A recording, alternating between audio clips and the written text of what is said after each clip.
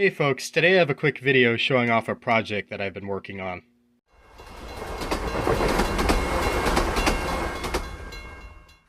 Here's something that's been my main project over the past couple weeks. As you can probably tell, this is a tin plate pre-war Lionel piece. This was originally a Lionel red car number 710, I think. And I got a set of two of these, this coach car, which I think was 710, and the observation car, which is 712, if I'm not mistaken. But I got them at a trade show for 20 bucks a few years ago, and they were in absolutely horrible shape. Most of the parts were there, but there was a lot of rust. I think on this side of this car was where it got it the worst. It was very bad.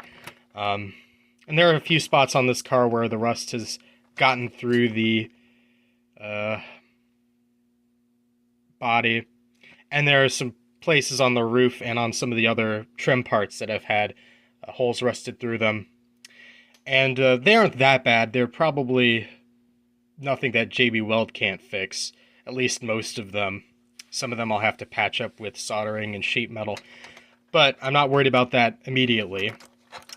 What I have been interested in, and what is more to the point in this video, is what I'm doing with these cars. And, well, since these cars really don't fit my layout, as in they don't work on the track at all, the trucks, the wheels that are used here aren't compatible with fast track. They ride on the ties because the flanges are too big. So they work fine with tubular track. And that got me to thinking, what if I set up like a small garden railroad outside with relatively temporary track, and I ran these on there using the tubular track, and they'd be able to run okay. So I kept thinking about how I was going to go about this, and the whole motorization part, you know, that was a little tricky. I had to do a few experiments before I got to the point where I am now. I'll get into that in a minute. But I started thinking, how am I going to power this car?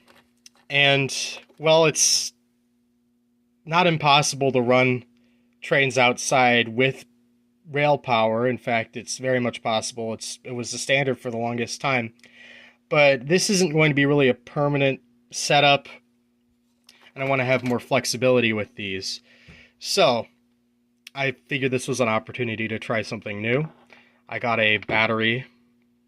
I think this is a 2400 milliamp hour battery.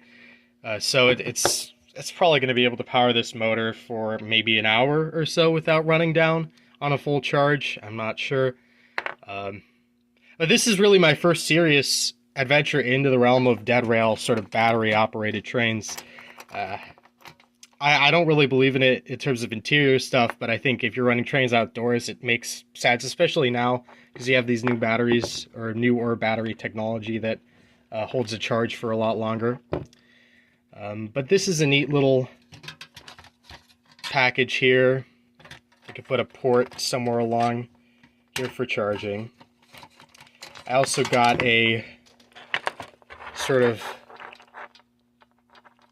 voltage regulator so I can control the speed of the motor smoothly.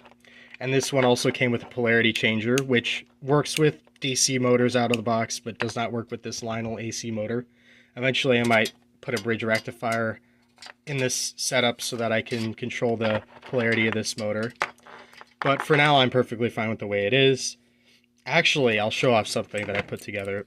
I tried to make one of the original trucks work by modding it with a motor, and this isn't too bad if I'm honest.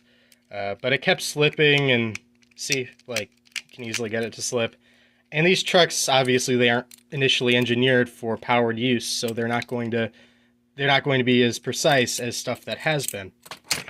Like this truck here, which is a truck out of a Lionel locomotive. Just a cheap one, late post-war, nothing I was too worried about cutting up. But there's a bit of the frame of that locomotive in here that's just been botched together to the car with some erector set screws and nuts at the end. And this is all just crudely put together initially just to see how well this would work.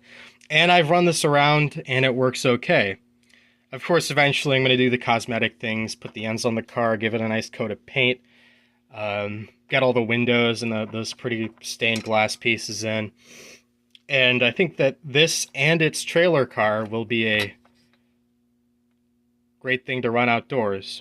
So I'll show you this thing running on a temporary layout indoors. Alright, so here I've got it down on a temporary loop. Got all the guts inside of the car. Of course, I'll find a more elegant way to get all of these implemented into the design when I finish it off. But you can get it going at like a trundle like that.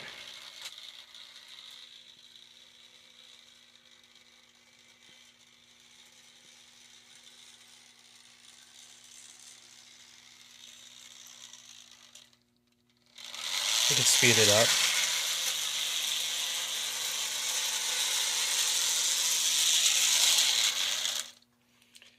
But yeah, you can get it at a pretty wide range of speeds, and I'm surprised that I'm able to.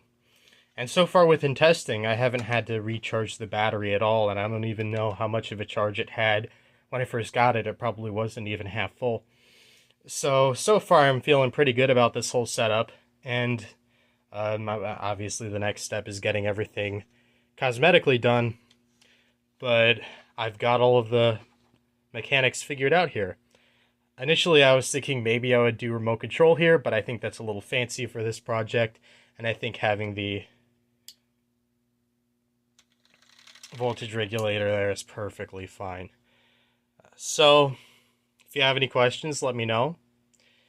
And if you've done battery-operated dad rail before, give me any pointers that you have that you think would be relevant, because I'd really appreciate that. Alright, so thanks for watching and have a great day.